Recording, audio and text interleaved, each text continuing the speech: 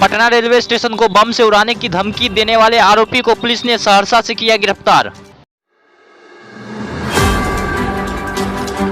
Saharsa police के सहयोग से आरोपी को बैजनाथपुर ओपी क्षेत्र से किया गया गिरफ्तार। आरोपी की पहचान पूर्व सैनिक के रूप में हुई है। जम्मू कश्मीर में एक भीषण सड़क हादसे में बिहार के 10 लोगों की हुई मौत। अमृतसर से वैष्णो देवी जा रही बस खाई में गिरी।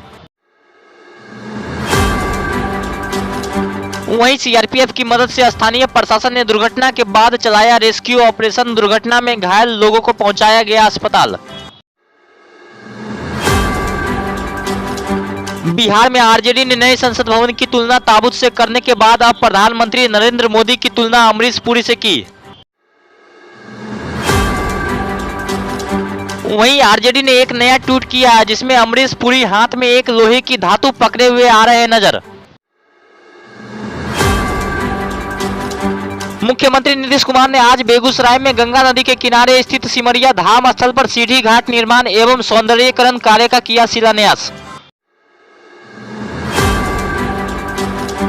इस मौके पर मुख्यमंत्री ने स्थल के सौंदर्यीकरण और विकास कार्यों को लेकर चर्चा की। मुख्यमंत्री के साथ मंत्री संजय झा, विजय चौधरी समेत कई लोग शिलान्यास समारोह में रहे मौजूद।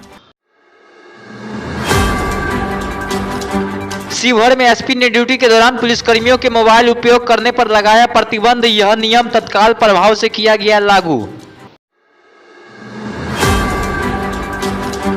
ड्यूटी के दौरान रील बनाने, चैटिंग करने या बिना कारण मोबाइल में व्यस्त पाए जाने वाले पुलिसकर्मियों और पदाधिकारियों के खिलाफ सख्त कार्रवाई के भी दिए निर्देश।